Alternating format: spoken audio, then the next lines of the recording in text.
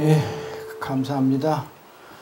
오늘 말씀은요, 요한복음, 요 앞에요. 요한복음 1장 6절부터 8절 말씀 되겠습니다. 요한복음 1장 6절부터 8절 말씀이요. 제가 봉독에 올릴게요. 하나님께로서 보내심을 받은 사람이 났으니 이름은 요한이라. 저가 증거하러 왔으니 곧 빛에 대하여 증거하고 모든 사람으로 자기를 인하여 믿게 하려 함이라. 그는 이 빛이 아니요 이 빛에 대하여 증거하러 온 자라. 아멘. 오늘 말씀 제목은요, 증거하는 자. 첫 번째 시간이에요. 그러니까 6절부터 8절 말씀 처음 시작하는 오늘 서론 부분이니까 그렇게 어렵거나 힘들지 않아요. 그냥 편안하게 들으시면 됩니다. 오늘 말씀 제목은 증거하는 자. 요한은 그 앞에서 4절에서 뭐라고 얘기를 했냐면, 요거 제목이 틀렸어요. 증거하는 자입니다. 그 4절에서 5절 말씀에 뭐라고 요한이 말을 하면서 지금 5절, 그러니까 6절과 7절, 8절을 말씀하고 있냐면 4, 5절 앞에서 뭐라고 했냐면 태초부터 계셨던 말씀이시며, 누가? 예수님이, 하나님이신 그 예수 그리스도가 바로 사람들의 빛이다.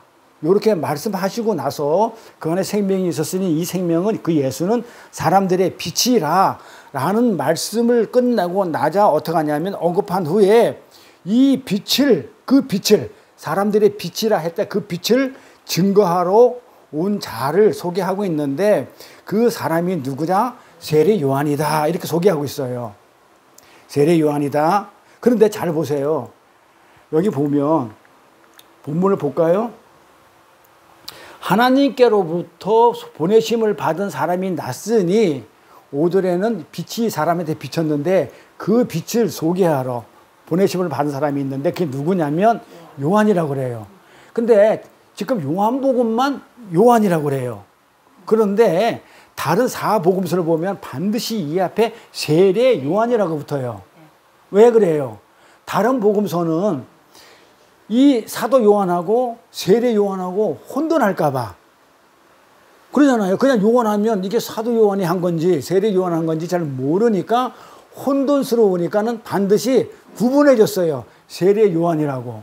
그래서 우리가 성경 읽을 때 왜 여긴 다른 데는 세례 요한인데 여기는 요한이라고 했지? 궁금하게 생각해야 돼요. 그래서 자기가 요한인데 내가 썼으니까는 자기 걸 쓸 필요는 없죠. 그러니까 자동적으로 여기서 요한복음에서 말하는 요한은 전부 다 누구다? 세례 요한을 얘기하는 거예요. 근데 내가 나랑 구분할 필요가 없지. 내가 썼으니까 요한복음을. 그래서 세례자를 안 붙인다. 그렇게 말씀을 합니다. 그래서 구분할 필요가 없어요. 그래서 내가 쓴 책이기 때문에. 그래서 요한이라 한 겁니다. 자, 그런데 사도 요한은 세례 요한이 하나님으로부터 보내심을 받은 자라고 그래요. 이게 여기서 이 내용이 굉장히 중요해요. 이 구절에서 하나님께로부터 보내심을 받은 자. 그러면 무슨 여기다 메시지를 우리가 읽어야 되냐면, 하나님이 보냈대. 누구로부터? 하나님으로부터 보내셨다고 그런단 말이에요. 그러면 그것은 하나님이 그냥 보냈겠냐고요. 뭔가 계획하고 뜻이 있고 뭐를 담아가지고 보냈을 거 아니냐 이거죠. 그래서 이거는 그냥 우리가 성경을 읽을 때 하나님한테 보내심을 받았구나 이렇게 읽으면 안 돼요. 자, 우리 김명철 선교사님 저기 동투미로 가 계시는데 그냥 갔구나. 필리핀 가고 인도네시아 갈 건데 그냥 동투미로 이렇게 여기시면 안 돼요. 하나님이 뭔가 계획하고 뜻하시고 목적한 바가 있어가지고 그 김영철 선교사를 들어서 나보고 가라면 나는 안 가. 나는 어디로 가냐면 너는 니네라 가라면 난 다시스로 가버릴 사람이야. 그렇기 때문에 나는 안 보내요. 그러니까 정말 거기에 갈 만한 사람을 보내기 때문에 하나님은 거기 보낼 때는 하나님의 뜻과 목적과 어떤 계획을 가지고 보내셨던 거예요. 거기다가. 그래서 마찬가지 이 세례 요한도 그렇게 해서 보내심을 받았다는 거예요. 그러니까 이 얘기는 무슨 얘기냐면 지금 하나님이 우리한테 우리 역사에 깊이 뭐 하고 있다는 거예요? 관여하고 있다는 거예요. 깊이 관여하고 있다, 개입하고 있다는 걸. 그래서 누구한테 보내셨다는 것은 어떤 목적을 가지고 보내셨다는 얘기이기 때문에 하나님께서는 우리 인간 이 역사 속에서 어떤 계획과 목적을 가지고 세상 사람들은 알지 못하죠. 하나님이 안 보이니까 그 뜻과 계획을 우리는 모르잖아요. 알지 못하는 지금 어떤 일을 계속 열심히 하고 계신다는 증거입니다. 그게. 자, 뭐라고요? 지금 누가 일을 한다고 그래요? 지금 우리 눈에는 지금 하나님이 안 보여. 일하는 게 안 보여. 그런데 하나님이 우리 선교사님을 동티모르로 보낼 때는 뜻과 계획과 목적이 있었어. 그러니까는 그건 누구야? 김용사 선교사를 통해서 지금 하나님이 지금 일을 하는 거야. 그러니까 지금 하나님은 그래서 일을 계속 하고 계신다는 거예요. 그러니까 우리 선교사님뿐만 아니라 여기 계신 모든 분 한 분 한 분을 전부 다 이 땅에 보냈을 때는 전부 다 목적이 있어. 계획이 있고 뜻이 있어. 그것을 지금 전부 다 개입해가지고 각자한테 지금 우리 권사님이나 전도사님이나 전부 다 각자한테 지금 뭔가 계획과 목적이 있었기 때문에 전부 다 하나님은 각자를 통해서 지금 일을 하고 계신다.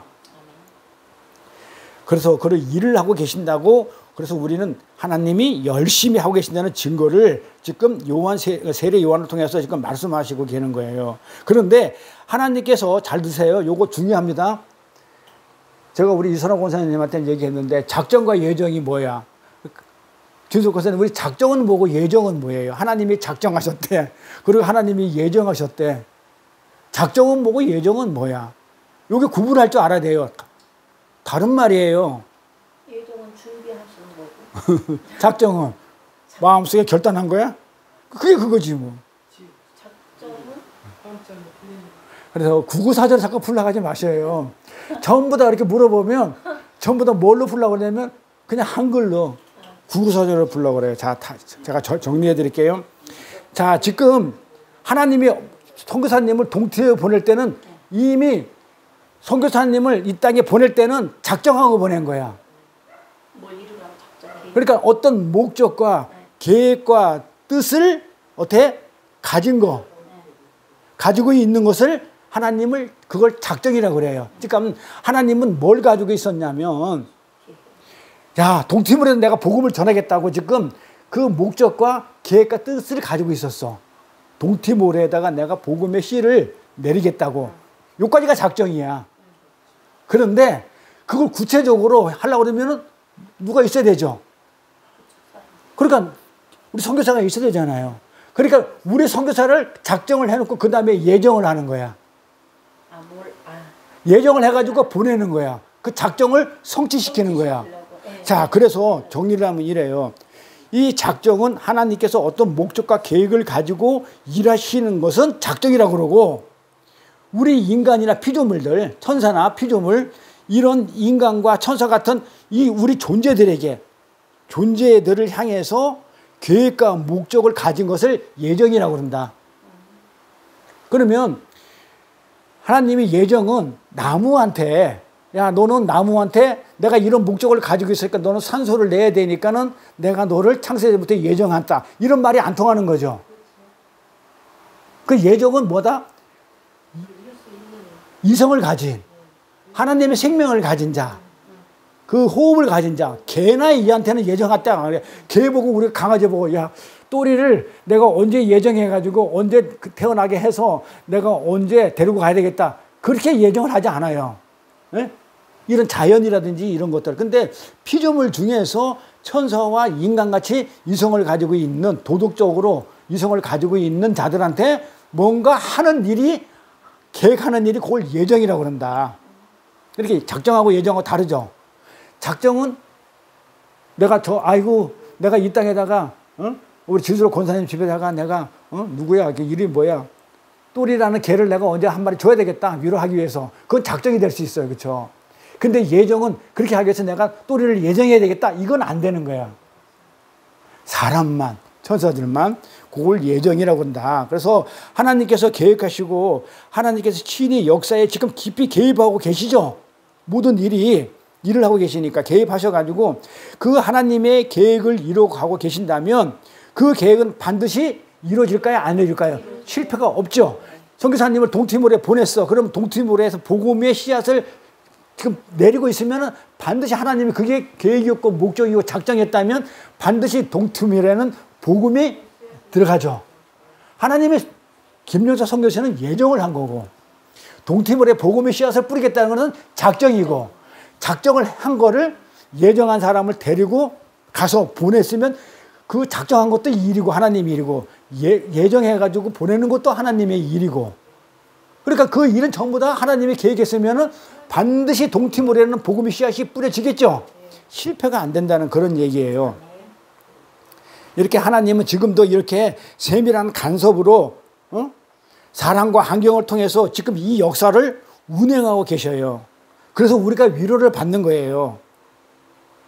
우리가 지금 아무리 어려운 상황 속에서 우리가 혼자 툭 떨어져 가지고 무인도 같은 데서 혼자 살더라도 혼자 이 세상과 정말 나는 정의로운데 이 불의와 싸운다고 하더라도 내가 불안하지 않는 것은 왜? 하나님이 일하고 계시니까. 이게 믿음이에요. 눈에는 안 보이는데, 그러니까 작정과 예정을 알면 우리는 위로가 돼요. 내가 지금 너무너무 어려운 환경에 있다 하더라도 이거는 하나님이 태초에 이미 작정해서 예정된 그 길을 내가 지금 가고 있는 그런 상황이구나. 그런데 만약에 하나님이 없으면 나는 죽을 수 있는데, 어려움에 처해가지고 나는 헤어날 수가 없는데 하나님이 계시기 때문에 나는 이 환경을 능히 이길 수 있어라는 그런 위로를 받게 되는 거예요. 그래서 두려움이 없어져요. 안 두려워져요. 그래서 하나님께서 지금 우리 삶 안에 계획과 목적을 가지시고 우리 삶에 계속 개입하고 계시기에 우리는 절대로 두려움 같은 거 가지시면 안 됩니다. 지나갈 거예요. 다. 근데 그건 하나님이 뭔가 뜻이 있어서 고난, 환난 이런 건 하나님의 계획과 목적과 뜻 안에 뭔가 뜻이 있어서 하는 거기 때문에 그런 걸 가지고 우리가 하나님한테 나한테 왜 이런 고난과 환난 주세요. 시비 올 것도 없고, 그 다음에 그걸 너무 두려워하거나 너무 무서워할 필요도 없고, 그냥 하나님이 계시고 일하시기 때문에 반드시 특별히 나를 예정했기 때문에 하나님 나라 나 데려갈 거라는 그걸 알기 때문에, 목적을 알기 때문에 모르면 힘들어요. 그래서 배우는 거예요. 알면 위로가 되죠. 소망을 가지게 되고. 그래서 하나님께서 인간의 타락한 후에 하나님의 백성을 택하셨을까요? 그렇지 않으면 타락하기 전에 이미 선택해 놓고 창조를 하셨을까요? 이걸 가지고요, 지금 교단이 갈라진 거예요.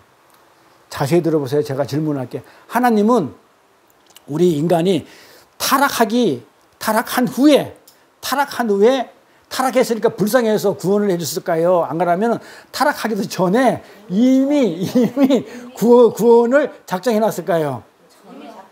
다 알죠? 다 알잖아. 그거는 다 알아. 그런데요, 유명한 신학자들 있죠. 당연히 인간이 타락하기 전에, 창조하기도 전에 이미 우리 구원 얻을 자들은 하나님 마음속에서 예정돼 있었다고, 작정돼 있고 예정돼 있었어. 그래서 예정돼 있기 때문에 성도사람이 요때 태어나가지고 간 거예요. 예정돼 있었다고요. 그래서 마음속에 있었다고요. 그러니까 전능하신 하나님께서 인간들의 타락한 것을 전혀 모르고 있었어. 창조를 했는데 모르고 있다가 타락했네. 빨리 얼른 구원해줘야 되겠네. 타락한 후에 구원을 해줬다. 아니잖아요. 근데 이렇게 얘기하는 사람이 많아요. 얼마나 많은지 제가. 의외로 인간이 타락해버리는 바람에 급하게 구원할 자들을 선택하셨다는 것, 이런 앞뒤 안 맞는 것을 주장하는 사람들이 많다니까요. 만약에 그래 된다면 하나님의 전지전능이 깨져버려요. 그럼 하나님은 몰랐던 거야. 인간을 만들어 놓고 타락할 줄 몰랐어. 선악과를 올 줄 몰랐어. 그래 보니까 타락했네. 내가 하늘나라를 완성하려고 그러면 안 되잖아. 근데 백성이 타락해버리면, 그래서 얼른 구원해야지. 그래서 예수 보내가지고 구원해줬다? 요렇게 주장하는 사람이 많다니까요. 우리는 공부를 했기 때문에 말도 안 되는 소리야. 그렇게 여기잖아요.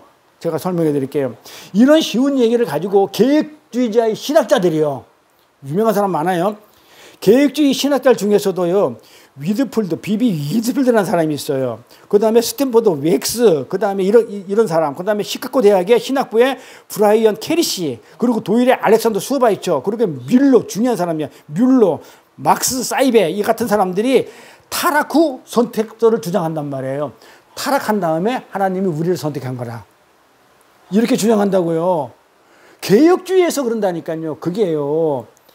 그래서 제가 이 얘기는 틀렸다고 그러는 거예요. 누구나 믿기만 하면 구원받는다는 얘기가 틀렸다고 그러는 거예요. 아니 내가 타락을 했는데, 타락을 했다가 믿어 없어. 그러면 구원받아? 그 말도 안 돼. 이게 지금 누구 주장이냐고요. 존 웨슬리 주장이잖아요. 그러니까 누구나 믿기만 하면 구원받아. 그러니까 죽기 전까지 하나님을 믿어. 이래 돼버리는 거야. 근데 이게 이제 주로 이제 감리교 쪽에 교리를 이런 걸 많이 써요. 맞아요. 그런데 장로교 쪽에서는 뭐라면 예정론을 써요. 이미 창세 전에 예정돼 있었기 때문에 우리가 아무리 노력하고 발버둥 치고 우리가 선한 행위를 하고 이걸 가지고 구원받지를 않아. 하나님의 뜻 안에 있어. 그래서 우리는 은혜가를 중요시해요. 그런데 병원에서 내일 모레 죽을 사람이야. 그다음에 믿지 않았어. 지금이라도 지금까지 타락해가지고 죄 짓고 살았는데 지금이라도 믿기만 하면 구원받아. 그러니까 타락 후에 선택해줬다. 구원해줬다. 아니 의외로 많다니까요. 그걸 의식 없이 했던 것 같아요. 아니 그러니까 의외로 많다니까요. 그래서 선악과를 자유의지라고 하는 거야. 내가 먹어도 되고 안 먹어도 되고 그런 말이 아니에요. 선악과는 반드시 먹을 수밖에 없는 거예요. 하나님이 그걸 몰랐다고 그러면 먹을 줄 몰랐다고 그러면 하나님의 전지전능이 깨져버려요. 그것도 몰랐어? 하나님이 우리 인간이 타락할 줄 모르고 우와 큰일 났네. 야 내 백성이 타락해가지고 이랬으면 하늘나라 완성이 안 돼. 그게 목적이니까 완성이 안 되면 안 되지 하면서 얼른 구원해줘야지. 내가 빨리 선택해버려야지. 이러면 안 되는 거예요. 전지전이 깨지기 때문에. 그래서 이거는 왜 이런 내용이 나왔냐면 타락전 선택설을 이렇게 주장했냐면 타락전 선택설은 칼빈의 주장이에요. 칼빈 이제 알죠? 예정론 칼빈. 예. 이 타락전 선택설을 주장하고 있는 분들은 아주 유명한 사람이 있어요. 벌코프 같은 사람, 신학자 중에 벌코프는 이건 왜 알아두셔요. 이 사람 되게 유명한 사람이에요. 벌코프 같은 사람. 그 다음에 헤르만 바빙크 같은 사람, 반더벌 같은 이런 사람들은 칼빈의 예정론에 동조를 하는 거예요. 아니다. 이미 언제 했다? 창세 전에 이미 선택을 한 것이지 타락 후에 선택한 게 아니고 타락 전에 이미 선택졌다. 이렇게 해요. 그래서 존 칼빈의 주석을 보면 저 같은 경우는 칼빈 강요책이 있어요. 뭐 필요하면 저한테 얘기하세요. 잘 안 봐요, 그게. 저도 좀 칼빈의 주석이라고 했어요. 주관적인 해석이에요. 약간 오류들이 좀 있어가지고 그걸 맹신하지는 않는데 이 부분에 대해서는 맞으니까. 그래서 칼빈이 베드로전서의 베드로전서를 보고 주석을 어떻게 해놨냐면 베드로전서에 이렇게 해놨어요. 베드로전서를 이 내용을 칼빈이 주석 내용을 제가 인용해 드릴게요. 베드로전서에 뭐라고 그러냐면 1장 20절에 그는 예수겠죠. 창세전부터 미리 창세 전에예요. 창조 전 창세 전부터 미리 알리신 바 된 자 있었단 말이에요. 이 말세에 지금의 말세야. 이 말세에 너희를 위하여 지금 예수가 지금 나타난 것이지 지금 있는 게 아니고 그 창세 전부터 있었어라고 베드로가 말씀을 하니까 요 내용을 칼빈이 주석을 달았어요. 주석을 이렇게 달았어요. 하나님께서는 사람을 창조하시기 전에 창세 전부터 그대로 설명을 하는 거예요. 하나님께서는 사람을 창조하기 전에 하나님께서는 사람이 그 순전한 상태에 오래 있지 못할 것을 미리 보셨다. 자, 창세전부터 미리 알고 있었다. 하나님은 전지전능이에요. 미리 뭘 알았다? 여기 내용은 없지만 칼빈은 그렇게 해석을 하는 거예요. 타락하는 거로. 순전한 상태에 오래 있지 못할 것. 타락할 것을 아셨다. 이렇게 칼빈이 주석을 하는 거예요. 그러므로 하나님께서는 하나님의 놀라운 지혜와 선하심에 따라 가지고 그리스도가 상신될 인류를 타락한 인류를 파괴된 상태로부터 구하시는 구속자가 되도록 정하신 것이다. 언제? 사람을 창조하기 전에 그는 예수. 이렇게 칼빈이 주석을 했어요. 제대로 했죠. 그래서 저도 그렇고 모든 사람들이 이 내용을 성경 전체가 이렇게 돼 있어요. 맞는 얘기예요. 이렇게. 이 내용을 칼빈이 이렇게 해석을 했어요. 그래서 설교를 했다고 이런 식으로. 그런데 그 앞에 유명한 사람들, 이런 사람들은 신학자라는 사람들이, 특히 개혁주의 신학자라는 사람들이 창세 후 선택을 했다. 타락 후. 인간이 타락하니까 하나님이 겁나가지고, 야, 이거 큰일 났네. 얼른 구해줘야지. 이렇게 했다는 그 주장은 우리는 공부를 했기 때문에 그런데 신학자들이 그런다니까요. 시카고 대학에 신학 박사가 그러고 교수가 그렇게 강의를 해요. 그러잖아요. 그러니까 누구든지 믿기만 하면 이걸 가지고 타락해서 믿기만 하면 구원받는다. 선택됐으니까. 아니, 이미 얘는 믿든 안 믿든 간에 때가 되면 그러면 이순신 장군이나 세종대왕은 아니 그러면 믿고 싶은데 못 믿잖아. 없어서. 그러면 억울하잖아요. 그런 부작용이 나와요. 그런데 예정론은 이순신이나 세종대왕은 하나님이 택하지 않은 거야. 택하지 않았기 때문에 거기다가 선지자를 보내가지고 뭐 선교사를 보내가지고 그들한테 하나님 말씀을 전해줄 필요가 없었던 거예요. 그래서 그들이 못 믿고 지옥 가는 거예요. 아마 착한 일로 가는 게 아니에요. 그런데 사람들이 물어봐. 아니 우리나라가 이게 예수 기독교가 몇 년대 들어오는데 그럼 그 전에 착한 사람들은 억울하지 않냐. 다 지옥 갔잖아. 예수 안 믿으면. 그런데 그 사람들은 알았으면 믿었을 건데 그게 잘못된 거라. 알았으면 내가 믿었을 건데. 그렇잖아. 택한 족속이 아니라는 거잖아요. 내가 믿으니까 그러니까 누구든지 내가 믿는 거잖아. 누구든지 믿기만 하면 구원받는다 그러면 내가 부처 믿을까 산신령을 믿을까 했는데 예수 믿자 해가지고 예수 믿으면 구원받는다? 그런 말이 아니란 말이야. 그러니까 거기에 나오는 누구든지는 하나님이 창세전에 선택한 사람 중에서 누구든지예요. 근데 그걸 앞에 걸 빼버리게 되면 뭐야? 타락 후 우리를 선택한 자로 만들어버려요. 그렇게 주장해요. 그래서 예수님은 창세전에 이미 구원자로서 칼빈의 주석을 보니까 이미 구원할 자로서 어떻게 돼요? 하나님께서 준비해 줬단 말이에요. 미리 그는 창세전에 예수는 창세전에 그렇게 했다는 거예요. 그러니까 난 최초로 예정설을 정리했던 칼빈의 타락전 선택설이 맞는 거예요. 하나님의 모든 예정은 언제부터 있었냐면 하나님의 예정은 작정은 언제 있었어요? 시간이 태초 이전이죠. 그 태초는 시간과 물질과 에너지가 있어야 태초예요. 태초 이전부터 있었다. 시간 이전부터 있었던 것이에요. 근데 그것을 성경이 어떻게 설명하고 있는지 성경에서 찾아봐야 될 거냐. 그건 네 주장이지 이러면 안 되잖아요. 그럼 잠언으로 한번 가보자는 얘기예요. 잠언 16장 4절 보니까 여호와께서 온갖 것을 그 쓰임에 적당하게 지으셨으니 자, 하나님이 창조하신 모든 것들은 어떻게 졌다? 다 적당하게 쓰이기 위해서 졌다고요. 쓰임에 어떻게 해요? 알맞게 만드셨단 말이에요. 그러니까 악인을 왜 만들었나 물어보면 악인도 악한 날에 도구로 쓰이려고 시편 내용이 나와요.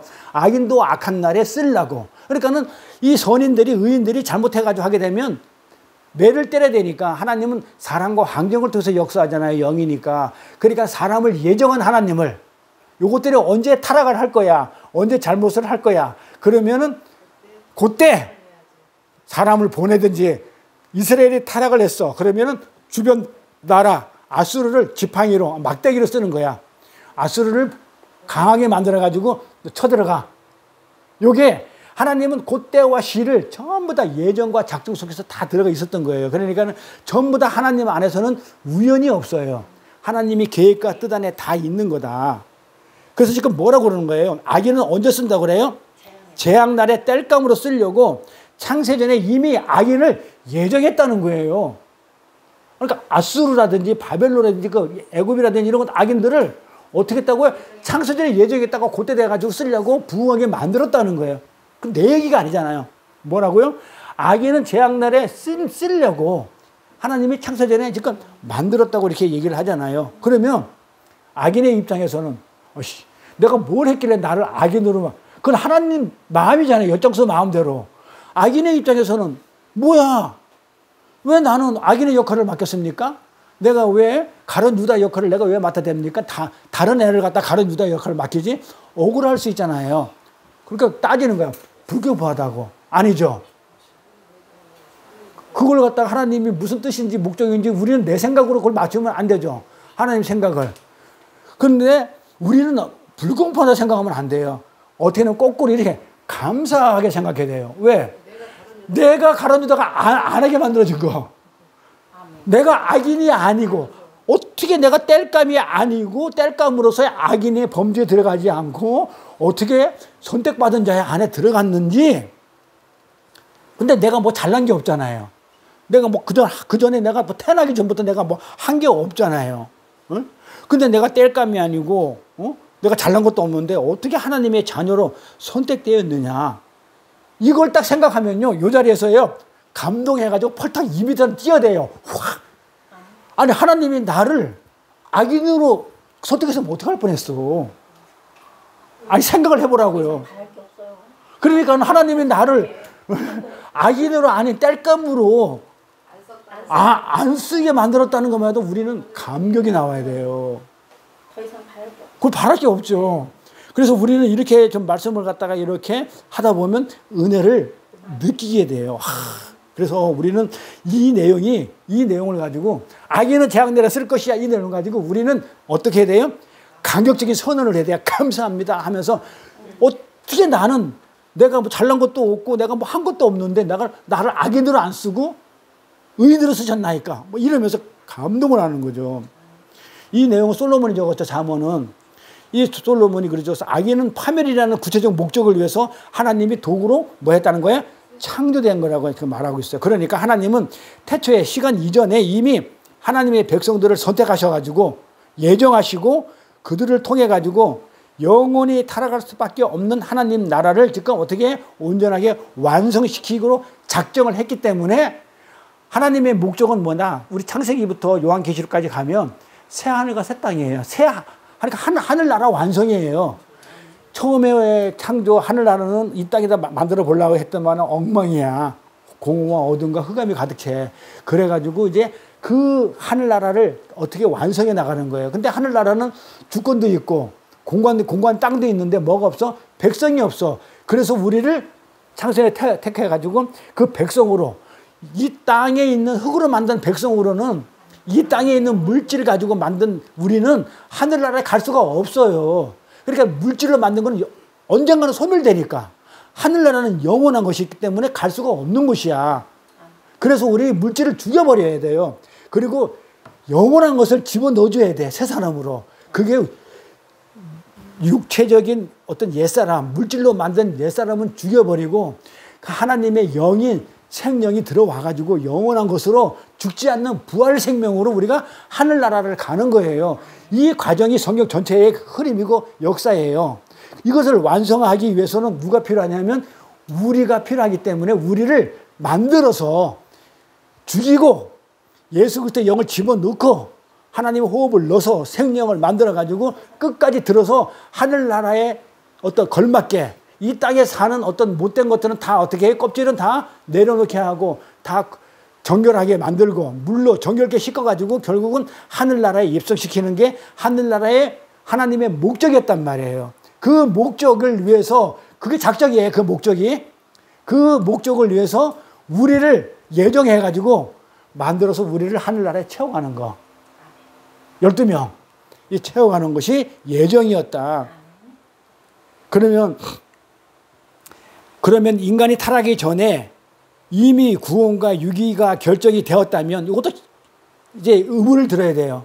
이미 우리가 타락하기 전에 이미 결정이 돼 있어. 선택이 돼가지고 너는 악인, 너는 의인, 하나님의 백성, 너는 아닌 거 이렇게 결정이 되었다면 굳이 왜 우리 보고 결정됐으면 결정된 대로 그냥 가버리고 거기서 끝내지.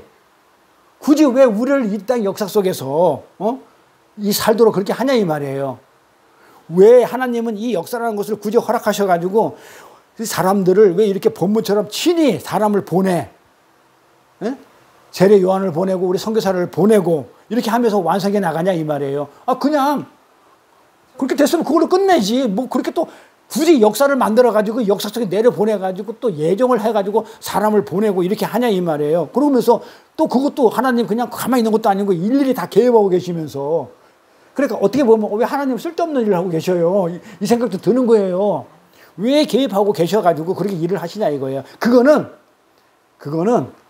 하나님이 우리를 인격적으로 대우해 주는 거예요. 예를 들어서 하나님의 뜻에 따라 가지고 내가 그냥 아무 이 땅에 어떤 그런 삶과 어떤 그 경험치 없이 그냥 살다가 아니 하나님이 만들고 그냥 하나님이 뜻해가지고 완전 뭐 비동적으로 끌려다니는 삶. 끌려다니잖아요. 하나님 하라는 대로 하다 보면. 예? 그래가지고 하늘나라에 그냥 갔다 그냥 갔어. 그러다 보면은 내가 하나님이라도 그거는 무의미하고 싱거울 것 같아. 그런데 어떻게 해요?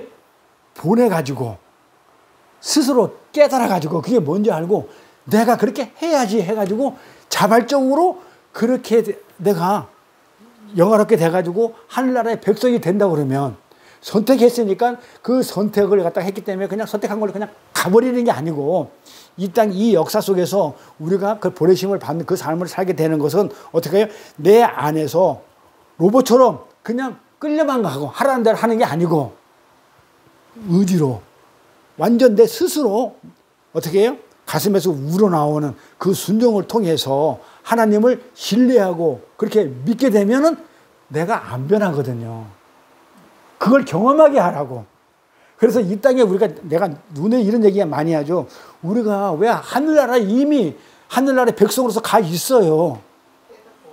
그러니까 여기서 뭘 하고요? 어떻게 네가 여기서 왔는지 알고 그 은혜를 알으라고. 그러면 하늘나라에 와서 배반이 없거든요. 모르고 하면 모르니까 뭐라고 그러면 삐지기도 하고 그럴 거란 말이야. 그런데 여기 와서 다 깨닫고 나는 이러한 존재였는데 죄인일 수밖에 없는 존재, 땔감이었는 존재가, 흑인 존재가 어떻게 해가지고 하나님이 개입해가지고 내가 그냥 그러면 갔던 그 로봇가 아니고 나한테 그런 어떤 여러 가지 환경과 보내심은 어떤 그런 상황을 통해 가지고 내가 스스로 깨달아 가지고 또 못 깨달으면 성령을 주셔가지고 깨닫게 해가지고 맞아, 내가 이거는 이러면 안 되는 거야. 나는 죄인이고 나는 이거 죽을 수밖에 없었는데 이래 됐구나. 이 모든 것을 깨닫고 맞아요 하고 하나님 나라에 갔었을 때는 그 하나님을 찬송할 수밖에 없다는 그런 나를 어떻게 인격적으로 대우해 주기 위해서. 하나님은 그럴 수 있어요. 하나님 나라 완성에 있어서 나를 이 땅에 안 보내고 그냥 바로 하늘나라로 가. 로봇처럼 가서 있어. 먹고 하지 마. 더 편할 수 있어서 하나님은. 그런데 재미가 없을 것 같아. 안 그래요? 안 그래요? 그게 아니 하나님이 그러잖아요. 예정해가지고 내가 만들어서 저놈이 깨달아가지고 그래가지고 하늘에 나와서는 배신이 없다. 그러기 위해서 하나님은 우리를 설득해 가면서 인격적으로 이렇게 억지로 복종하는 것이 아니고 가슴 속으로부터 우러나오는 그런 순종과 의뢰를 하나님께 드릴 수 있도록 그렇게 만드신 거예요. 그 자들만이, 그렇게 한 자들만이 깨닫고 그렇게 한 자들만이 앞으로 왜 그러냐면 타락하지 않을 수 있거든요. 깨달았기 때문에. 타락하지 않을 수 있기 때문에 진정으로 하나님의 그 은혜와 선물이 어떤 것인지를 바르게 깨닫고 하나님께 순종하고 하나님께 의뢰하는 삶이 얼마나 행복하고 복된 삶인 것인지 이격 안에서 이성으로 깨달은 자들만 다시 타락하지 않을 수 있다는 거예요. 그걸 깨달은 자만. 그게 정말 하나님한테 그렇게 순종하고 깨달은 자만 알아요. 느껴본 자만, 체험한 자만. 하나님께 순종하고 하나님을 의뢰하는 삶이 얼마나 행복하고 그게 복된 삶인 것을 우리가 알 수 있어요. 그게 없으면 로봇가 돼가지고 생각이 없는 애가 생각이 없다 보니까는 그게 복된 삶인지 그게 인격적인 삶인지 로봇에 무슨 인격이 있겠어요. 그래서 인격적으로 대해 주긴다. 로봇으로 만들지 않기 위해서. 그래서 미리 창세전에 예정하셨음에도 우리를 역사 속에서 이렇게 던져 넣으신 거예요. 혼돈과 공허와 흑암뿐인 이 세상 속에 하나님께서 어떻게 했냐면 우리 백성들에게 빛을 비치시고 빛을 비치셔가지고 그들이 빛을 비치니까 아까 뭐예요? 사람들에게 빛이라고 그랬잖아요. 4절 5절에 빛을 비치시고 나니까 그 빛을 알아볼 수 있도록 하나님이 우리한테 어떻게 했냐면 눈을 뜨게 하셔가지고 우리가 빠져있던 이 혼돈과 공허와 흑암 속에서 하나님이 어떻게 백성들을 광명의 나라로 그 빛의 나라로 옮기셨는지 하늘나라로 옮기셔가지고 완성을 하셨는지 우리의 삶을 통해서 직접 경험하게 하시는 거예요. 네. 그래서 우리가 이 땅에 있는 거예요. 하나님은 우리를 택했으면 바로 그냥 로봇처럼 가! 해가지고 가면 되는데 하나님은 그렇게 안 했다. 그래서 우리는 그것을 경험하다 가는 거예요. 뭘 경험한다고요? 이 흑암과 이 코스모스 세상에서 이 어떻게 우리가 죄를 지었는데 하나님이 어떻게 은혜를 베푸시고 빛을 주시고 그다음에 성령을 보내주셔가지고 깨닫게 하셔가지고 하나님 나라로 이렇게 데리고 가셨는지를 우리는 경험하다가 가는 거예요. 하늘나라로. 우리를 이 인생 속에 잘 먹고 잘 살라고 이 역사에 던진 것이 아니고 우리가 구원이 어떤 것이며 하나님이 누구시며 인간은 누구였는지를 우리는 누구였는지를 직접 삶으로 경험하도록 이 땅에 던져 넣은 거예요. 쉽죠? 그 무슨 말인지 다 알죠. 왜 우리가 이 땅에 살고 있는지. 슉 갈 수도 있었는데 하나님 말씀으로. 근데 왜 이 땅에 살고 있는 것은 우리가 잘 먹고 잘 살기 위해서 그게 아니고 하나님이 누구고 우리가 내가 누군데 어떻게 하늘나라에 갔는지를 이 땅에서 직접적으로 경험하고 알으라고. 그렇게 빛을 볼 수 있도록 눈을 뜨게 된 우리들은 어떻게 됐다고요? 이제 세례 요한처럼 어떻게 해야 돼요? 빛을 받았잖아요. 빛을 주셔가지고 빛을 받아가지고 이제 눈을 떴으니까 우리는 뭐 하라는 거예요? 세례 요한처럼 빛을 바라는 증거하라고 그러잖아요. 오늘 제목이 뭐예요? 증거하는 자잖아요. 빛을 증거하라는 거예요. 세상에 그 빛을 비추는 다른 말로 증거하는 보내심을 받은 자의 삶을 우리가 살게 되는 거예요. 세례 요한처럼. 세례 요한도 하나님의 뜻과 목적과 예정 가운데 보내심을 받았잖아요. 그럼 우리도 하나님의 뜻과 목적과 계획 안에 우리도 보내심을 이 땅에 받았잖아요. 그러면 똑같죠? 보내심을 받은 목적은 뭐였다? 빛을 증거하라는 거예요. 빛을 받았으니까. 그래서 오늘 본문의 세례 요한의 삶을 통해서 하나님께서 우리에게 주고자 하는 메시지예요. 우리 보고 뭐 하라고요? 빛의 증거의 삶을 살아라. 빛을 증거하는 자가 되라. 자, 마태복음 5장 보면 뭐라고 그래요? 우리 산상수로 공부를 했었는데 5장에서 자, 너희는 세상의 빛이라 그러죠? 빛을 받은 자라는 말이에요. 그렇죠? 우리가 빛을 받았기 때문에 빛을 비치게 되면 어떻게 해요? 빛을 비치니까 산에 있는 동네가 산이 뭐라고 그랬어요? 우리 어제도 얘기 들어서 상징적이라고 그랬죠. 예루살렘 산, 성전의 산, 율법 성전. 너희는 빛을 받았기 때문에 빛을 이제 비춰야 되잖아요. 빛이기 때문에 빛을 증거해야 되는. 그러니까 산 위에 있는 동네가 숨기지 못하. 못 숨어. 뭐가? 율법이 진리가 가면 율법은 드러나는 거야. 뽀록이 나는 거야. 그 율법이 굉장히 말씀이고 그게 진리인 줄 알았는데 빛이 딱 오니까 가짜라는 게 드러나는 거예요. 그걸 가지고는 구원받는 게 아니다라는 것이 드러난다. 그래서 산상수훈의 이 빛, 다음에 한번 빛에 대해서 다시 정리가 굉장히 중요하기 때문에 소금하고. 자, 오늘 본문에 등장하는 세례 요한이 이 땅에 보내심을 받은 것처럼 우리도 이 땅에 그냥 태어난 것이 아니죠. 우리도 그냥 뭐 아무 이유 없이 태어난 게 아니죠. 하나님으로부터 보내심을 받은 거예요. 이제 여기서 좀 우리가 좀 뭔가 좀 이렇게 좀 어깨가 좀 이렇게 올라가지 않아요? 그냥 어쩌다가 엄마 아빠 만나가지고 사랑하다가 나 태어났네. 이게 아닌 거예요, 우리는. 하나님의 예정 속에 있는 우리는 그냥 태어난 게 아니에요.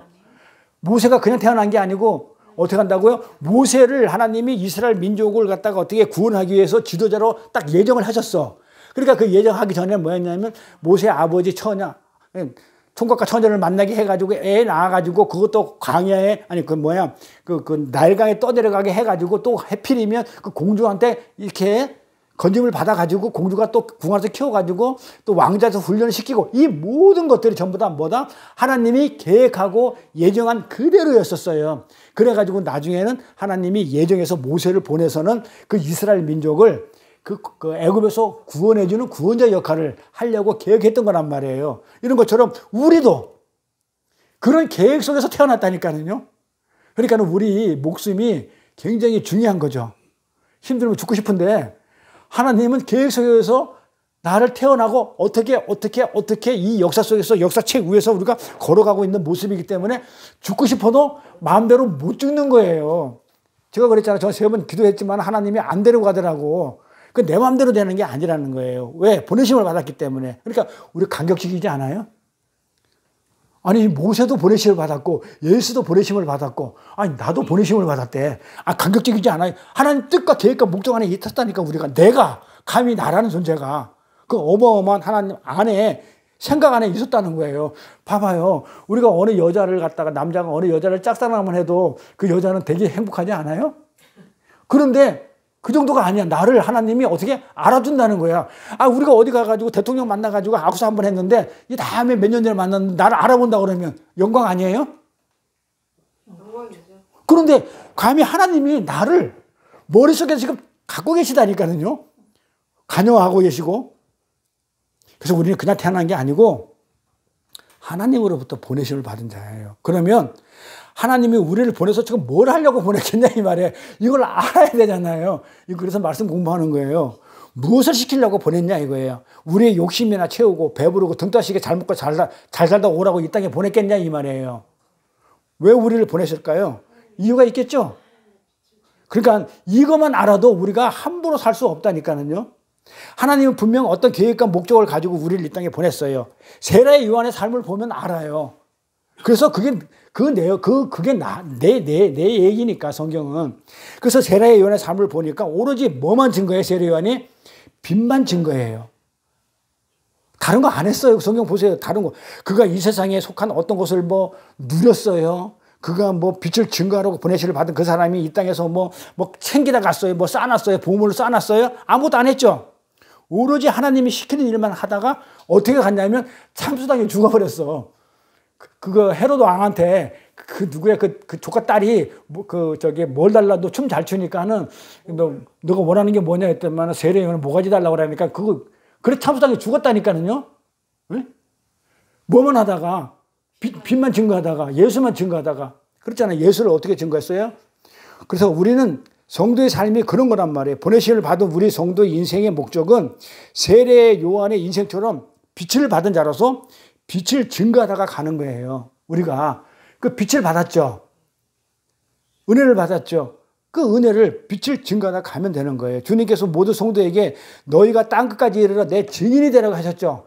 지상 대명령이라고 그랬어요. 이거를 주님이 가시면서 행전에서 내 증인이 되라. 어디까지? 땅끝까지. 증인이 되라고 그랬다고요. 우리는 이 명령에 따라 사는 거예요. 그러니까 세례 요한만이 증인이 아니라 우리 모두 전부가 뭐라고요? 세례 요한처럼 증인의 삶.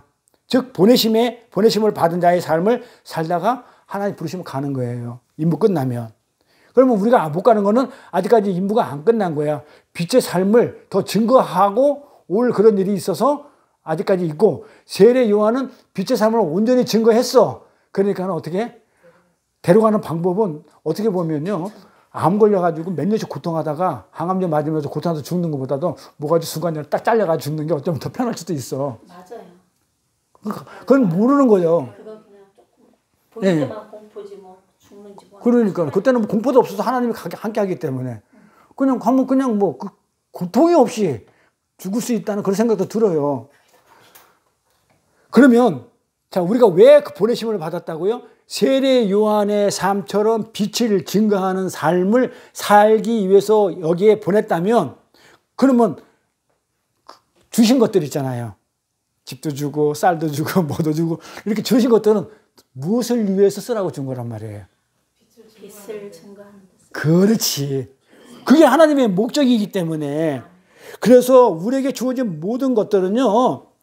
무엇을 하라고 주어진 것이냐는 결론이 나오냐면 우리에게 주어진 물질, 시간, 힘, 고난, 질병, 심지어 질병, 고난 이런 것들, 행복, 기쁨, 슬픔 이 모든 것들은 왜 주어지는 거냐면 그 주어진 그것으로 뭐라고요? 빛을 증거하는 데 쓰라고. 송명희 같은 그 복음성가 가수가 그 작사가 그랬죠. 자기는 눈도 안 보이고 안 들리고 왜 나를 똑바로 보고 싶어요. 근데 그걸 가지고 누구를 증거했냐면 예수를 증거했잖아. 찬송으로. 그러니까는 내가 몸이 아프게 만들었으면 그의 몸이 아프게 한 그것 하나님이 그 몸에 아프게 한 그것 주신 거니까 그렇게 해서 보내셨다 그러면 그걸로 뭘 하냐면 빛을 증거하는 삶을 살으라고 그렇게 해서 그걸로 주신 거예요. 그렇게. 그러니까 우리는 이 땅에서 어떤 것을 받아도 건강하지 못한 마음, 가난한 어떤 삶을 받아도 이 모든 건 그것을 가지고 하나님을 증거하는 데 쓰다가 가면 되는 거예요. 네. 질병을 갖고 그 질병을 통하여 하나님을 증명하면 되는 것이고 재물을 많이 주시면 그 재물을 갖고 하나님을 증거하다 가면 돼요. 특히 장로님한테는 7위 장로이기 때문에 그런 재물을 많이 주셔요. 그럼 그 지 거라고 생각하지 마시고 그 재물을 가지고 주신 재물을 가지고 하나님을 증거하는 거예요. 부자는 부자대로, 가난한 사람은 가난한 사람대로. 그 가난한 삶을 통해서, 아픈 사람은 그 아픈 자의 삶을 통해서, 건강한 사람은 건강을 가지고, 못생긴 사람은 못생긴 얼굴을 가지고, 잘생긴 사람은 잘생긴 얼굴을 갖고, 뚱뚱한 사람은 뚱뚱한 몸을 갖고, 마른 사람은 마른 몸을 갖고, 이 모든 것을 갖고 하나님을 증거하다가 가는 거예요. 자, 이게 우리 신앙생활이에요. 심플하죠? 뭘 바라고 자시고 없죠? 심플해요, 우리 신앙생활은. 알면은. 왜 이 땅에 왔는지를 안다고 그러면. 응? 내가 하나님이 나를 보냈는데 나를 보내는 목적을 말씀을 통해서 안다고 그러면 우리는 신앙생활 심플해요. 주시면 주시는 걸 가지고 쓰면 돼요. 우리 선교사님은 그 재능을 주시면 재능 쓰면 돼. 돈 주면 돈 주는 거 가지고 물질로 또 하나님 복음하는데 필요한 또 사람 붙여주면 그걸 또 쓰면 되고, 또 말씀에 재능을 주면 말씀을 또 듣는 귀 있는 사람, 또 모든 사람들은 하나님의 뜻 가운데 있기 때문에 그 뜻은 뭐였냐면 증거를 하는데 다 쓰라고 준 거예요. 그러니까 왜 너는 주냐 나는 안 주냐 이건 아니야. 다 똑같이 공평하신 하나님이야.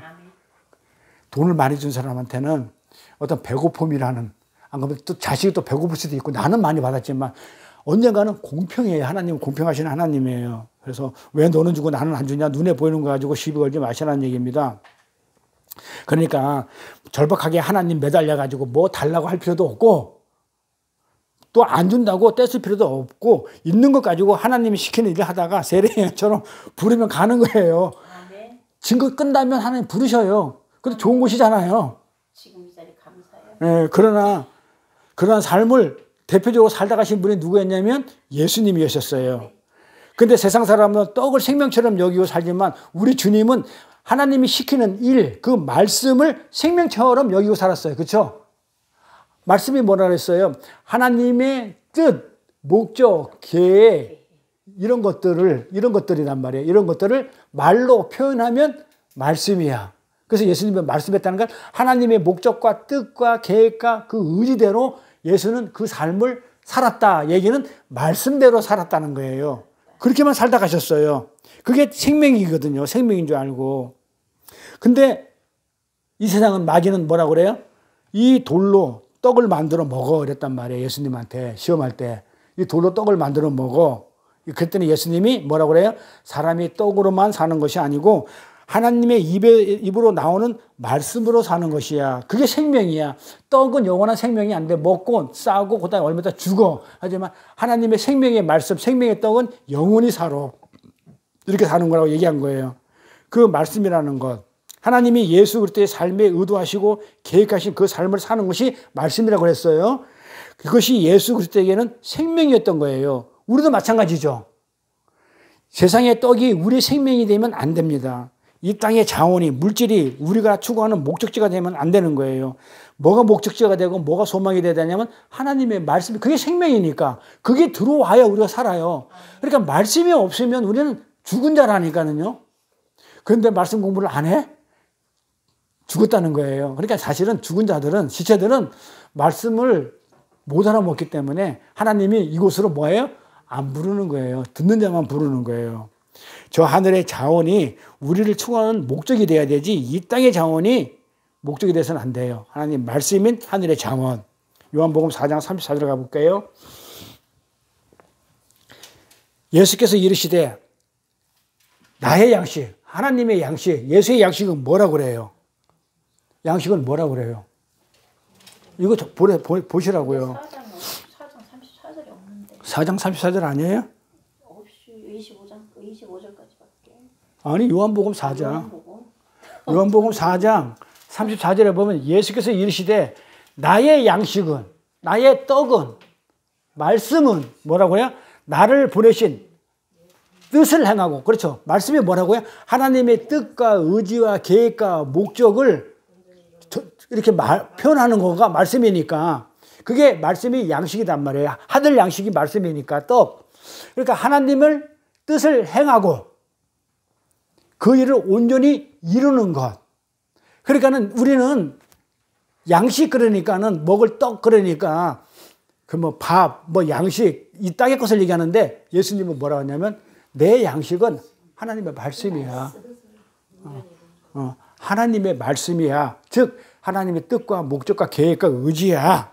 그렇게 얘기했던 거예요. 이게 요한복음 내용이에요. 이것을 예수가 살다 가신 삶이며 우리 그리스도인들에게 지금 요구하고 있는 거예요. 그래서 오늘 본문 8절을 보니까 이런 내용이 나왔죠. 아까 요한은 빛이 아니요 빛에 대하여 증거하러 온 자라고 그랬죠. 오늘 본문에 오늘 본문 6절, 7절, 8절까지 하잖아요. 오늘 거기 본문에 보니까 그는 빛이 아니요. 누가? 그가 누구야? 그는 이 빛이 아니요 이 빛에 대하여 증거하러 온 자다. 그가 누구예요? 세례 요한. 세례 요한은 이 빛이 아니요. 지금 요한이 써서 사도 요한이 쓴 거예요. 사도 요한이 세례 요한은 빛이 아니야. 빛이 아니요 이 빛에 대해서 그 빛을 증거하러 온 자라고 그렇게 얘기하잖아요. 오늘 본문이. 그러니까 우리 성도들은 이 역사 속에서 내가 빛이 드는, 내가 빛이 되면 안 되죠. 내가 빛이 나면 안 되는 거예요. 내가 빛이 아니기 때문에 내가 빛이 나면 안 돼. 내 삶을 통해서 하나님의 빛이 드러나는 거야.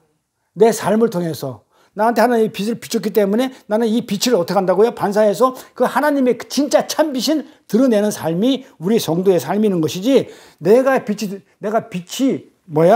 나면 안 되는 거예요. 근데 이 세례 요한, 예수님의 제자 중에서도 세례 요한의 제자가 있잖아요. 그런데 그 당시에 요한은 예수님보다 훨씬 유명했죠. 예수님보다 먼저 광야에서 외쳤으니까.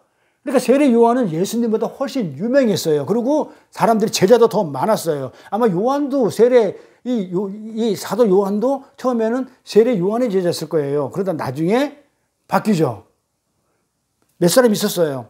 근데 예수님보다 훨씬 제자들도 많았어요. 그런데 요한은 세례 요한이 뭐라고 하냐? 나를 가리켜가지고 세례 요한이 자기를 뭐라냐? 장차 오실 분의 신들매를 나는 풀기도 감당치 못하겠다 그래요. 완전 낮아지죠. 예수보다도 그때 잘 예수를 알아보기 전에 세례 요한은 제자들도 많고 사람들한테 추앙도 받았고 되게 유명한 사람이었는데도 왕궁에서도 세례 요한이 누군지 알았을 정도로 유명한 사람인데도 저기 알지도 못하는 예수가 오는데 저자는 뭐라고 그러냐면 그분은 장차 오실 분의 신들매를 나는 풀기도 감당하지 못할 정도다 이런 말을 해요. 그것이 우리가 하나님을 향한 자세예요. 내가 빛나면 되는 게 아니에요. 내가 영광을 받으면 되는 게 아니에요. 내가 드러나지 않고 나는 자꾸 어떻게 돼? 세례 요한처럼 감추어지는 삶. 이게 우리 삶이 돼야 되는 거예요. 그래서 잘 보세요. 다들 아마 대형교회에서, 저도 대형교회에서 가보고 했지만 이 대형교회에 가서 보면은 많은 사람들이 있는데 거기 가보면 이런 게 많아요. 그 교회 안에서 자기를 드러내고 있는 사람들이 있죠. 나는 뭐 했습니다. 또 목사 또 칭찬해주고 나는 뭐 했습니다 하고 나를 드러내고 있는 그 사람들은 세례 요한의 삶을 사는 게 아니죠. 잘못 살고 있는 거죠. 그래서 교회 안에서 존경을 받고 있는 사람들이 있다면 그 사람은 훌륭한 사람이 아니에요. 잘못 살고 있는 거예요. 도리어 모르게 한다든지 훌륭한 것이 부끄러워야 돼요. 나는 그런 존재가 아니 세례 요한은 그랬다니까요. 예수보다 그 당시 더 유명한 사람인데 나는 아니라고 이랬다니까. 근데 교회 안에는요. 그런 더 훌륭한 사람 있으면 그래 나 맞아 이러고 있는데 그건 잘못 사는 거예요. 우리의 삶은 어떤 삶을 살아라 했다고요? 빛을 증거하는 삶, 세례 요한의 삶을 살아야 때문에 세례 요한이 어떻게 샀다고요? 예수 오니까 나는 아니에요. 숨었다니까요. 그런데 교회 안에서 나는 그렇게 했거든요. 나는 뭐 했거든요. 이래버리면 그거는 제대로 된 신앙의 삶이 아니라는 거예요. 잘못 살고 있는 거예요. 잘 새겨드려야 돼요. 사람이 교회 안에서 튀기 시작하면 많이 봤을 거예요. 튀는 사람들 교회 안에 반드시 있어요. 튀기 시작하면 그 사람은 하나님의 말씀대로 제대로 못 살고 있는 거예요. 어떻게 돼요? 숨어 있어야 돼요. 나를 안 드러내는 거예요. 하나님의 말씀대로 사는 성도는요, 자꾸 예수님 뒤로 감춰지는, 숨겨지는 그런 삶이 돼야 돼요. 모든 사람이 그렇게 사는 곳을 뭐라고 그러냐면 천국이라고 그래요. 그래서 하늘나라 가면 전부 다 그렇게 살아요. 제가 그랬죠. 하늘나라에 가면 어떻게 된다고요? 전부 다 섬긴다고 그랬죠. 왜 섬긴다고요? 많아서. 아니, 다 가지고 있는데, 내가 하늘나라에 모든 걸 다 가지고 있는데, 내가 이 땅의 것처럼 더 가져올 필요가 없죠. 풍성하니까. 도리어 내 거 있는 걸 가지고 어떻게 하려고 그래요? 자꾸 옆에 사람을 자꾸 주려고 그런다니까. 그래서 섬기는 삶을 살아야 돼요. 그리고 나는 자꾸 뭐예요? 안 튀죠. 튀지 않는 삶이에요. 그래서 천국은요, 거기는 나를 드러내는 사람이 없기 때문에 이 땅에 있는 것처럼 재수 없는 인간들이 없어요. 거기 가면. 천국에 가면, 아니, 꼭 보면 어느 조직이나 보면 재수 없는 사람이 있다니까 튀는 사람이 있어요. 그런데 천국에는 그렇게 재수 없는 사람이 없어요. 아무리 일을 많이 하고 특출난 사람이라 해도 자기 일을 드러내려간 사람들은 모든 사람들에게 불쾌감을 줘요. 그렇죠? 그러지 않아요? 막 일을 많이 하고 막 특출나고 뭐 한다고 해가지고 하다 보면 왜 너도 같이 좀 하자 뭐 이러면서 굉장히 불쾌감을 준다니까요. 우리는 그러고 하면 안 되는 거예요. 세례 요한이 우리에게 그렇게 하지 말라는 그 삶을 보여준 거예요. 그래서 오늘 말씀을 통해서 세례 요한의 삶, 그 증거하는 삶은 그런 삶이 아니라는 것을 알려주는 거거든요. 자, 요한복음 3장 26절 33절까지 가볼게요. 자, 저희가 요한에게 와서 가로되 라삐여, 봐봐요. 저희가 요한에게서 와서 제자들이겠죠. 요한의 제자들. 지금 여기서 나오는 요한은 사도 요한이 아니고 무조건 세례 요한이라고 했어요. 세례 요한의 제자들이 세례 요한한테 와가지고 가로되 라삐여, 선생이라는 말, 그때 요한이 선생이었거든요. 함께 라삐여, 선생님과 함께 세례 요한과 함께 요단강 저편에 있던 자, 이게 누구예요? 여기 이거 누구냐고요? 선생님과 함께 요단강 저편에 있던 자, 뭐라고 그래요? 제자들하고 세례 요한이 있는데 요단강 저편에서 누가 걸어온단 말이에요. 예수잖아요. 요단강 저편에 있던 자, 곧 선생님이 증거하시던 자, 저분이 예수다라고 증거하던 자가 뭘 하고 있냐면, 아니, 세례 요한이 요단강에서 자기만 세례 주는 줄 알았는데, 그 사람이 알지도 못한 사람이 와가지고, 세례를 준다 이거야. 세례를 주면 사람이 다 그애로 간다, 이렇게 해요. 일러 바쳐. 아니, 세례는 선생님이 주셔야 되는데, 이름도 없고, 뭐 아무것도 잘 모르는데, 선생님이 저기 오는 저 사람이 그다음 뭐다 이렇게 뭐 설명만 했던 그 자가 와가지고, 사람들한테 세례를 주고 있는데, 아니, 선생님한테 안 오고, 전부 다 그자한테 갑니다. 이렇게 일러 바쳐요. 그러니까 요담이, 세례 요한이 뭐라고 하는지 보세요. 세례 요한이 대답하여 가로되, 만일 하늘에서 주신 바가 아니면, 그렇게 세례를 주는데, 세례가 하늘에서 주신 바가 아니면, 하늘에서 준 게 아니고, 그냥 인간적으로, 개인적으로 하는 거라면, 이 말이에요. 하늘에서 주신 바가 아니면, 사람이 아무것도 받을 수 없어. 세례 준다고 세례 할아버지 아무리 안수한다, 그 하늘에서 아니면 그 개털이야. 지금 이렇게 얘기하는 거란 말이에요. 근데 그거 가지고 왜 시비 걸어? 의미가 없다. 그러면서, 내가 지금 무슨 얘기하고 싶으냐면, 내가 말한 바는, 나는 그리스도가 아니야. 나는 빛이 아니야. 그리스도가 아니야. 그의 앞에 보내심을 받은 자야. 그 예수 앞에, 하나님 앞에서 보내심을 받은 그런 자라 한 것을 내가 증거할 자는 너희야. 너희는, 세례 요한은, 우리 선생은 그리스도가 아닙니다. 그 빛이 아니에요. 그 앞에 보내셔서 그 빛을 증거하는 자입니다. 그것을 너희가 해야 돼. 근데 와서 이걸 고자질해? 지금 그렇게 하는 거예요. 너희야. 그러면서 뭐라고 얘기하냐면, 신부를 취하는 자는 신랑이야. 지금 세례를 준다는 얘기는, 지금 예수님이 오셔가지고 세례를 주는, 내 백성은 만드는 거야. 신랑이 내 백성, 신부를 취하는 것은 신랑이 하는 거야. 그러니까 예수님이 신랑이 돼가지고 세례를 줌으로써 신부를 취하고 있는 거기 때문에 그 자는 신랑이야. 신부를 취하고 있잖아. 그런데 나는 뭐야? 신랑이나 나는 서서 그 신랑의 음성을 듣는 그냥 친구야.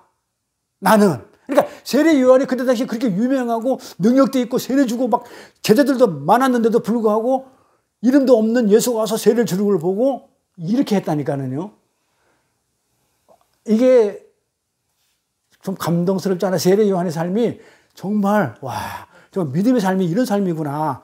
본받을 삶이 아니냐고요. 근데 요 삶을 우리가 살아야 되고 하루라고 요 내용을 준 거예요. 하나님이, 예수님이. 그래서 나는 친구이기 때문에 신랑이 그렇게 하는 것을, 신부를 맞는 것을 나는 기뻐하는 자야. 그래서 내가 기뻐 즉급 충만해. 그는 흥하여야 되겠고 나는 새해야 된다고 그래요. 그래서 여기가 흥이 부흥이죠. 그래서 부흥은 뭐다? 여기 보니까 뭐야? 내가 새하는 게 부흥이에요.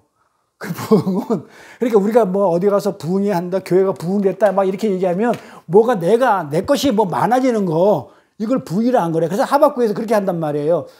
여호와만 부흥하소서 하면서 그 앞에 뭐라고 그러냐면 외양간에 송아지가 없어도 좋고 뭐다?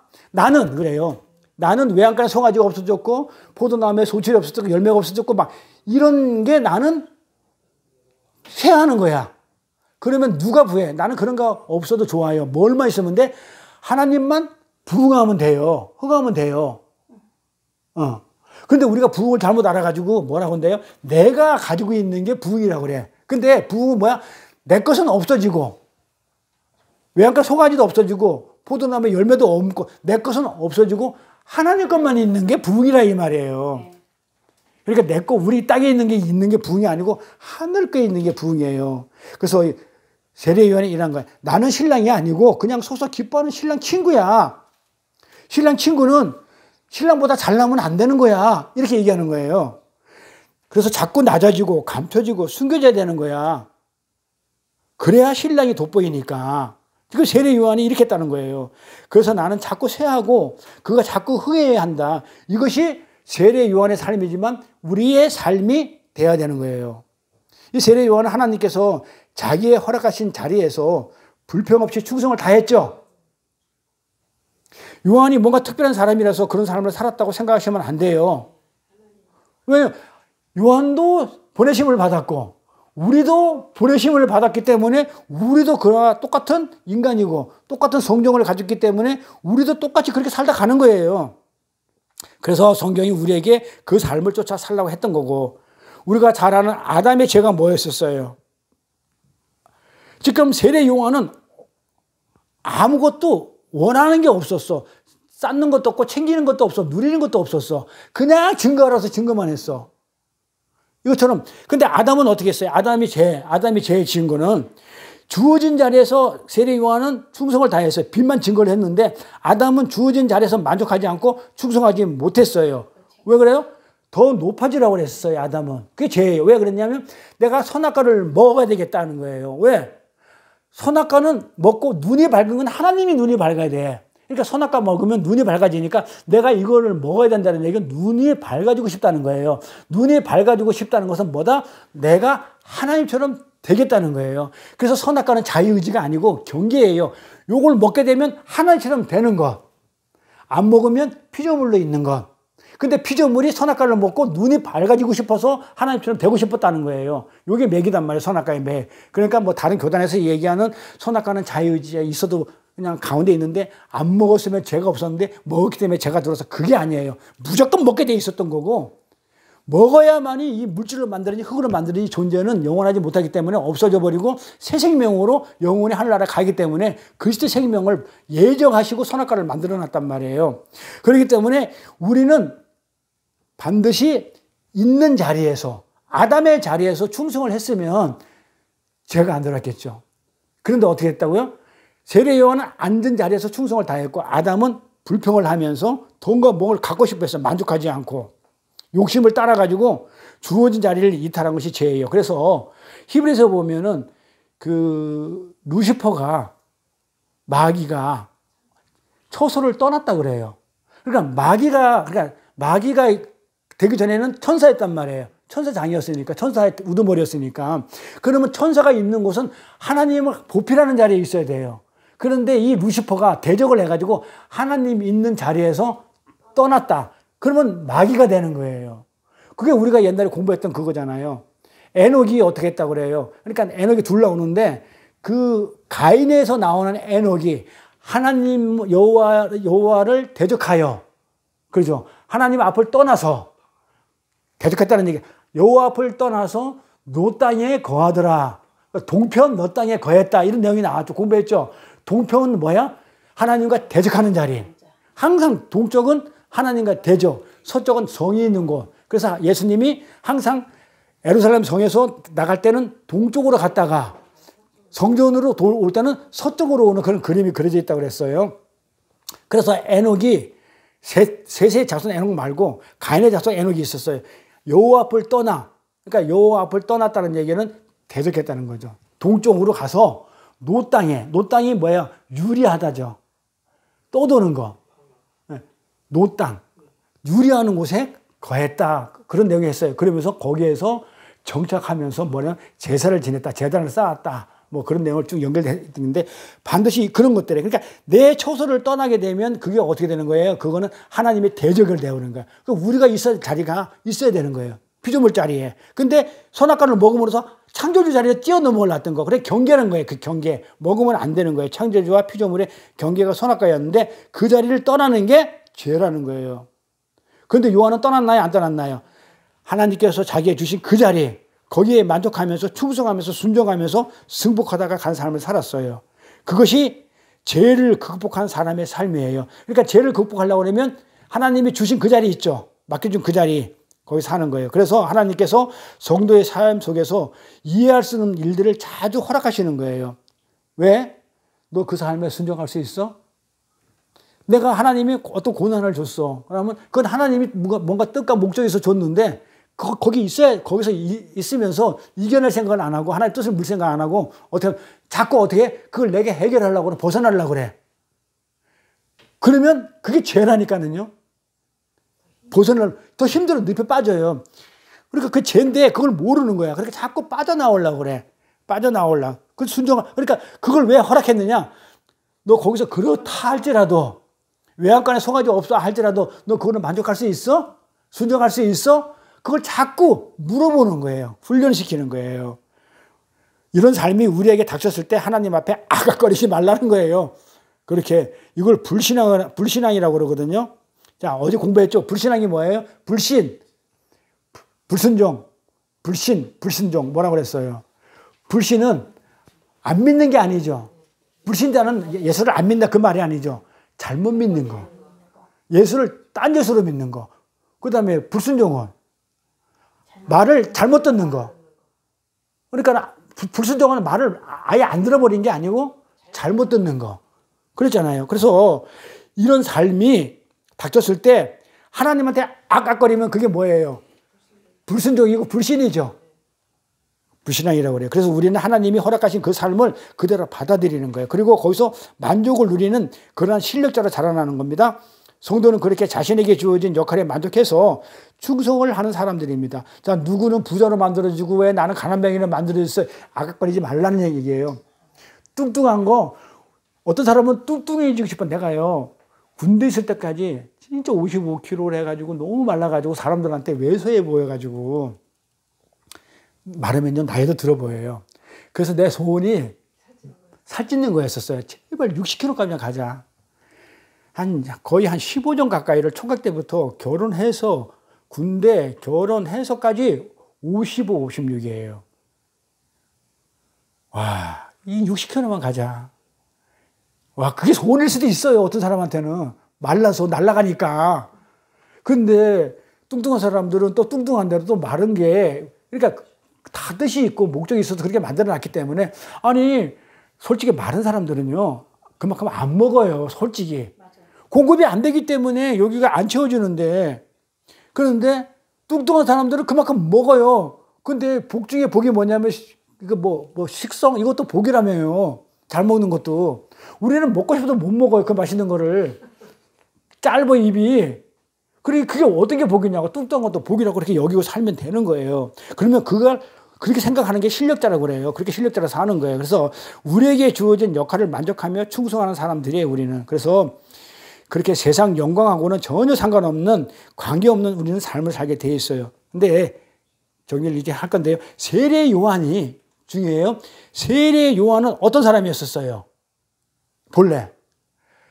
세례 요한은 제사장 사가랴의 아들이에요. 그리고 예수하고 사촌일 거예요. 그러니까 이모의 아들이야. 근데 사가랴는 누구였냐면 그 제사장이었어요. 근데 이 세례 요한은 사가랴의 아들이야. 엄마가 마리아야. 그러니까는 세례 요한은 엄마의, 그러니까 제사장의 아들이면 어디 있어야 돼요? 성전에 있어야 되죠. 성전에서 살아야 돼요. 근데 세례 요한은 어디 있어요? 어디서 외쳐요? 광야에 있지, 성전에 안 있죠. 성전에서 그러니까 참 성경이, 난 너무너무 성경을 읽을 때 깜빡깜빡 놀래고 이러는 게, 야, 빈틈이 없고. 성전에서 안 살고 제사장의 아들로 등장을 시켜놓고 성전에서 안 살고 광야에서 사는 그림으로 그렇게 그려놔요. 성전에 살할 자가. 그리고 무슨 옷을 입어요? 그 낙타 털옷을 입어. 낙타 털옷, 이건 그러니까 부정한 거예요. 부정한 옷을 입어요. 부정한 거란 말이에요. 이 짐승 중에서 부정한 짐승 중에 하나니까 낙타 털옷을 입어. 제사장은요, 제사장 옷 아름답고 고귀하고 비단 옷, 이걸 입어야 돼요. 그리고 음식을 뭘 먹어요? 세례 요한이 석청을 먹어요. 바위에서 나는 그냥 풀하고 그다음에 꿀 몇 개 이런 걸 먹는다고요. 근데 제사장은 그 제사 드리고 나서 나오는 그 음식, 정말 좋은 음식, 율법에서 정한 아주 좋은 음식을 먹어야 되는 거예요. 근데 세례 요한이 제사장의 아들이면서 그렇게 안 하고 광야에 있다?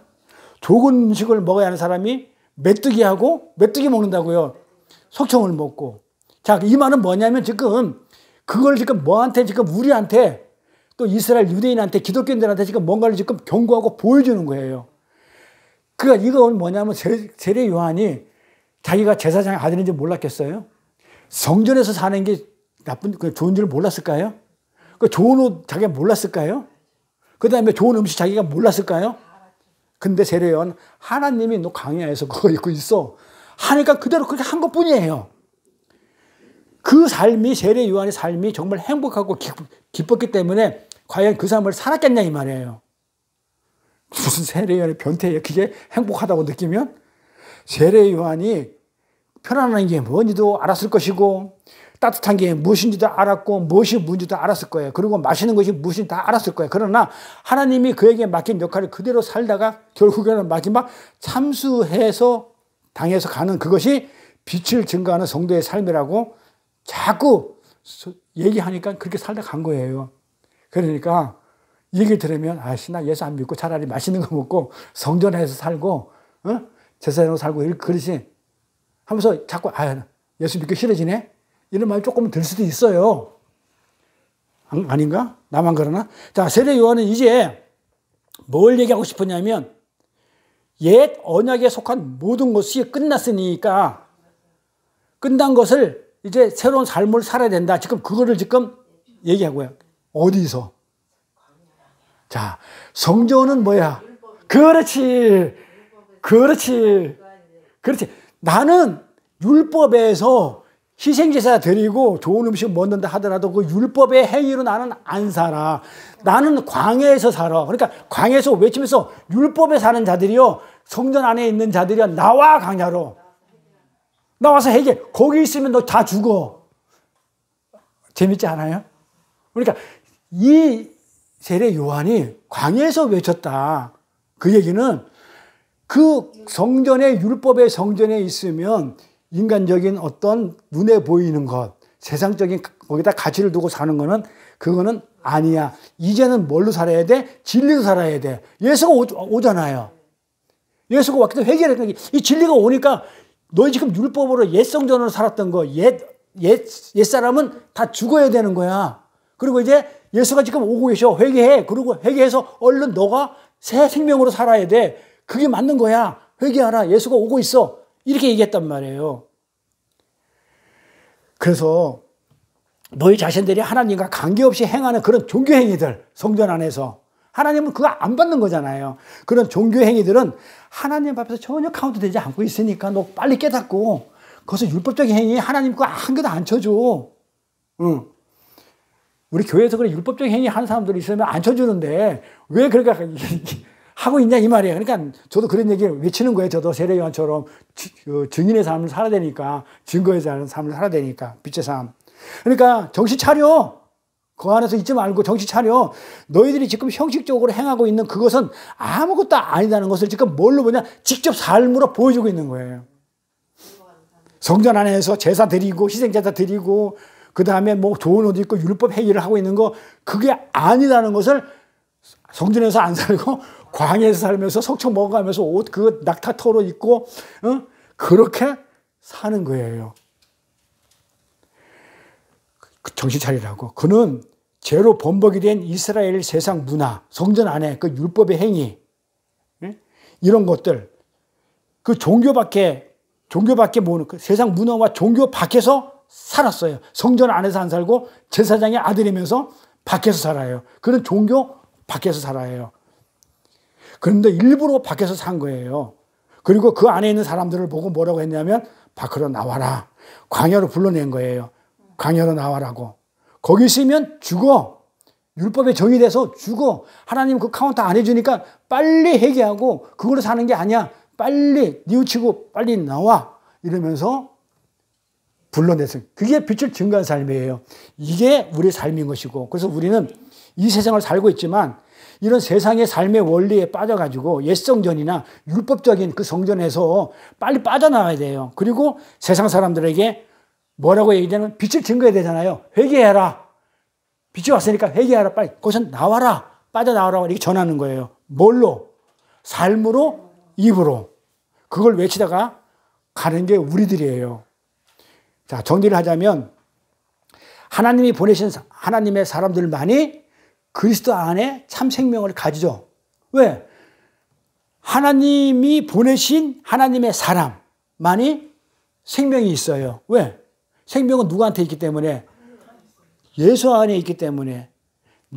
예수가 내 안에 없는 자는 전부 다 그래서 죽은 자죠. 그러니까 예수만이 생명을 가지기 때문에 예수를 보내서 내가 이 땅에 왔으면 생명을 가지고 이 땅에 보내심을 왔었으면 나는 산 자고 예수가 없는 사람들은 다 뭐다? 지난 시간에 했던 거예요. 죽은 자예요. 생명은 예수 안에 있기 때문에.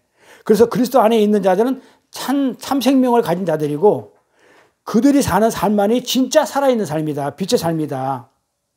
그 살아있는 삶은 바로 빛의 삶은 바로 하나님의 영광을 드러내는 즉 빛으로 사는 삶인 것이에요. 그 삶을 세례 요한이 살다 갔어요.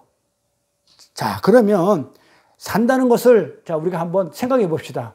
산다는 게 뭐예요? 자, 세례 요한은 그렇게 살았어. 빛으로. 예수를 증거하고. 그렇죠? 그러다가 갔어. 생명을 받아가지고 생명의 삶을 살다 갔는데, 빛의 삶을 살다 갔는데, 자, 그러면 그 살다 갔단 말이에요. 그럼 산다는 것이 무엇인지 한번 보자고요. 산다는 게 뭐냐고요. 자, 우리가 이렇게 알아요. 물어보면, 이 세상에 태어났어. 산다는 것은. 태어나니까 이제 사는 거야. 그리고 공부하고, 학교 다니고, 졸업하고, 취직하고, 집 사고, 시집가고, 장가가고, 애 낳고, 애 키워. 애 키우다가 은퇴해서 노인정에 가서 장기 뜨다가 죽는 거. 이게 사는 거야. 진짜 생각을 해보세요. 정말 거짓말이에요? 이게 다야. 너무 무의미하지 않아요? 아, 들어보세요. 태어나서 내가 뭔지 모르게 태어났는데 그리고 공부해서 학교 다니면서 초등학교 때 유치원 뭐 다니면서 공부하다가 학교 다니고 졸업하고 취직하고 집 샀어. 결혼하고 장가가고 그 다음에 애 낳았어. 그 다음에 애 키웠어. 열심히 직장 다니면서. 그러다가 은퇴했어. 그래가지고 노인정에 갔어. 그러다 장기 뜨고 바둑 뜨다가 부르면 가. 이거 말고 뭐 있었어요? 이게 사는 거예요. 아, 난 이 생각하면 너무 우리가 값어치가 없는 거 같지 않아요? 산다는 게? 이게 사는 거냐 이거예요. 이게 뭐가 사는 거냔 말이에요. 그걸 그냥 사는 거란 말이에요. 그거. 이렇게 사는 사람에게 세례 요한이 어떻게 한마디로 나무랐는지 그걸 한번 보자고요. 마태복음. 세례 요한이 뭐라고 그랬냐면 이랬단 말이에요. 그렇게 사는 자들아 이미 도끼가 나무 뿌리에 놓여있어. 심판받아. 도끼가 나무 뿌리에 놓여있으니 좋은 열매를 맺지 아니하는 나무마다 찍어 불에 던지우리라 그래. 자, 아무 열매가 없어. 태어나서 학교 다니고 그 다음에 뭐 결혼하고 직장 다니고 그 다음에 은퇴하고 노인정 가서 바둑 두고 뭐 이러다가 그냥 갔어. 열매 있어요 없어요? 없어요. 열매 맺지 않은 나무는 어떻게 해요? 도끼가 벌써 나무 뿌리에 있다는 거예요 없다는 거예요. 그렇게 맹놓고 살아가는 사람들은 아무 의미 없이 그렇게 맹놓고 살아가는 사람들은 이미 도끼가 그 뿌리에 찍힌 자들이라는 거예요. 뭐다? 죽었다는 거예요. 죽은 자들이라는 거예요. 그래서 산다고 다 사는 게 아니에요. 산다고 다 사는 게 아니라 좋은 열매를 맺는 나무만 살아요. 그러니까 우리 좋은 열매는 살아있어야 맺는 거예요. 생명이, 우리는 살아있는 자예요. 생명을 받은 자들. 근데 저런 자들은 예수 생명이 없기 때문에, 죽은 자들이기 때문에 열매를 못 맺어요. 뿌리가 썩었는데. 뿌리가 썩었는데 죽었는데 어떻게 열매를 맺어? 근데 우리는 살아있기 때문에, 뿌리가 살아있기 때문에 어떻게 한다고요? 열매를 맺는다고요. 그래서 좋은 열매를 맺는 나무만 사는 거예요. 그 삶만이 하나님 앞에 인정된다고 얘기하는 거예요. 그러면 그 삶이 이제 어떤 삶인지 대해서는 또 궁금해야 되잖아요. 이 궁금한 거는 시간이 됐으니까 다음 시간에 하는 게 맞겠죠? 다음 시간에 그 삶이 어떤 삶에 대해서 말씀을 나누겠습니다. 기도하겠습니다. 복되고 거룩한 성의를 맞아 찬양과 경배로 예배 드릴 수 있도록 허락하심을 감사드립니다. 세례 요한이 이 땅에 보내심을 받은 것처럼 우리가 이 땅에 그냥 태어난 것이 아니라 하나님의 작정과 예정 속에서 하나님으로부터 보내심을 받았기에 보내심을 받은 우리의 인생의 목적이 이 땅의 부귀영화가 아닌 세례 요한의 인생처럼 빛을 받은 자로서 빛을 증거하는 삶을 살아야 하며 이 역사 속에서 빛을 증거하는 자이지 내가 빛나면 안 되는 것이고 우리의 삶을 통해서 하나님의 영광만이 빛만이 드러나야 되기에 우리의 모습은 낮아지고 감춰지고 숨겨지는 그런 삶인 나는 쇠하고 하나님만이 흥하여야 하는 부흥하는 그런 하늘나라의 원리로 이 땅을 살아가는 저희들이 될 수 있도록 붙들어 인도하여 주옵소서. 감사드리며 거룩하신 우리 주 예수 그리스도의 이름 받들어 기도드려 싸움나이다. 아멘. 날 대속하신 예수께 찬양하며 공헌합니다.